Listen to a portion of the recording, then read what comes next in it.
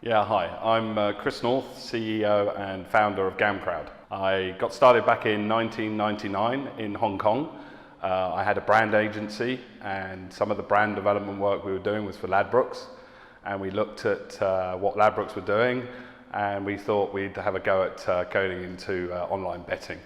So we started a business called Inside Track and launched a brand called Chip the Keeper. And we challenged ourselves with entering the Asian football betting market. I co-founded GamCrowd back in December 2013 with Ian Hogg, the ex-COO of Sportec, who's now my chairman. I came up with the idea of GamCrowd after selling my poker club to Gentings, the Fox Poker Club. I took some time out and looked at what I was going to do next, and I was looking at what the trends were. And we saw about the sharing economy and the collaborative nature of that, and we looked at I looked at how that was going to affect the gambling industry. And so we played around with a few models, and we came up with a crowdfunding and crowdsourcing platform for the gambling industry, which is now GamCrowd. So GamCrowd is a crowdfunding and crowdsourcing platform. We've initially launched the crowdfunding, which is an equity crowdfunding site. That means that people can buy a stake in your startup. We successfully crowdfunded GamCrowd, so we raised money on our own platform, over £200,000, and we had investors from the gambling industry invest in our startup. GamCrowd is offering crowd services to the gambling industry, and so what does crowd services mean? Currently, the marketplace knows what crowdfunding is. You can either do crowdfunding through companies like Crowdcube, Seeders, which is equity crowdfunding, which is what GamCrowd offers, or through rewards-based crowdfunding, which is services that's people like Kickstarter and Indiegogo. So the crowdsourcing platform, which we launch in December, in time for ICE, beta testing in December, and essentially we're going to establish a marketplace of skills and expertise for the gambling industry. So essentially you can access that to get people to carry out tasks for you. So for example, if you're entering into a new country, that's sometimes quite cost prohibitive. Now you can access people within that country to do many of the tasks that need to be done when you enter in a new market. Currently, because of crowdfunding being a regulated activity, we only offer that within the UK.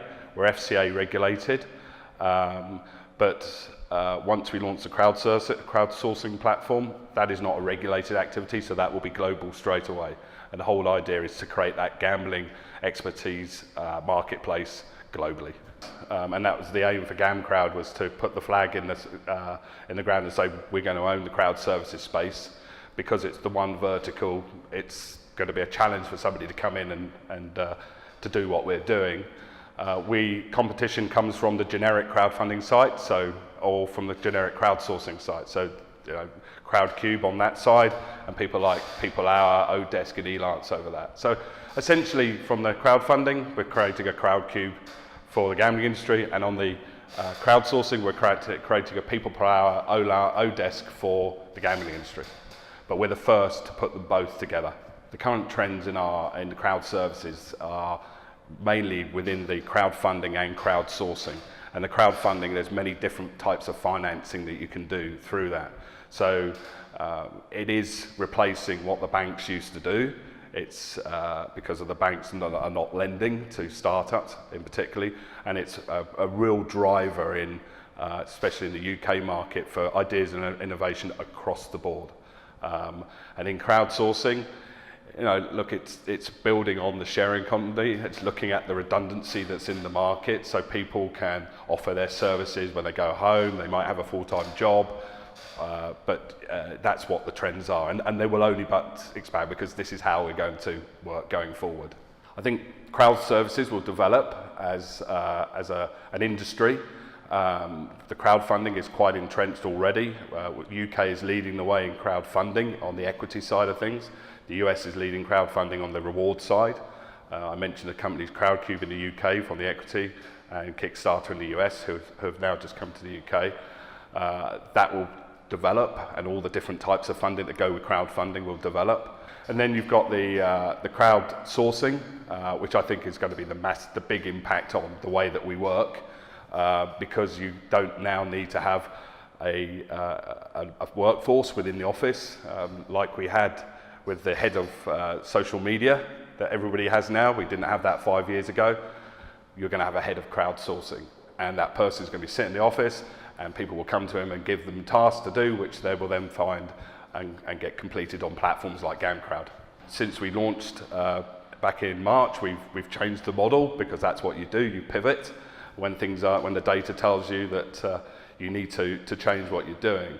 So we're still dealing with challenges every day, and the ones that I can see that come through at the moment will be about quality of work, ensuring that through the crowdsourcing.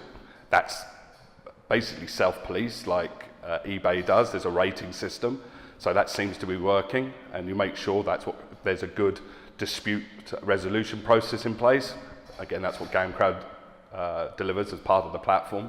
So I think the challenges will be there, but I think the technology's there now to deliver these platforms. So I think it's about the evolution of where it will go. So I'm not sure where the challenges will be. There's no real issues. I mean, the crowdfunding, equity crowdfunding is a challenge because it's a regulated activity. So we sit under the FCA.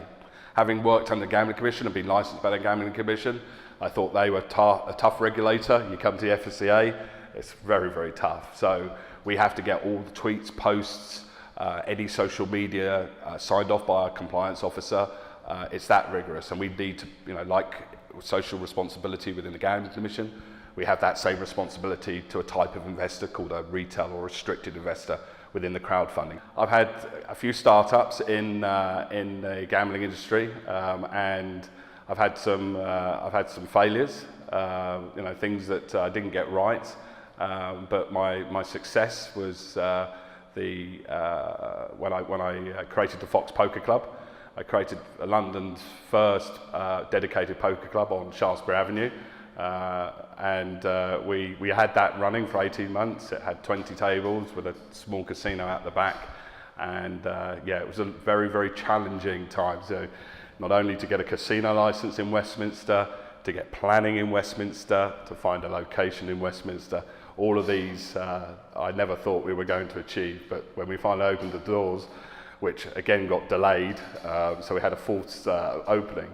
It was a really proud to actually get that open, and then we ran it and we sold it to Genting's Malaysia 18 months later. So yeah, that's my success. One of the books that I read when I took some time out after selling the club, which Ian Hogg gave me, which was called The Lean Startup, and because of the way that technology has evolved now and the services are provided.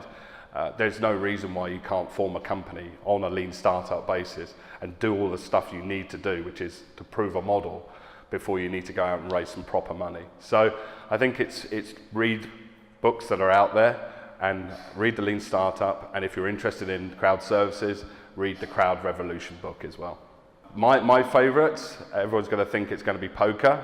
I like poker, but I'm rubbish at it. So I like it with my mates around because they're even worse, so I can win then. But when I used to play in the poker club, in private games, because I wasn't allowed to play with the public, because part of the Gambling Commission rules, I used to enjoy that. But my favourite game is roulette for a social game. So not online, I'm not a fan of, so I like the social experience of what gambling gives. And craps, that's a good game I like to play. I do play the lottery, especially when it's up at that big boat advertisement comes out. I always think, oh, I wouldn't mind one of those. So I do the Euro Millions, and I have the odd punt on there when we go racing in the summer or go to Cheltenham. At Cheltenham, I put a £20 reversed exacta on a race, and my two horses came in. A reverse exacta was picking the two horses that could either come in first or last, and that returned me £2,000.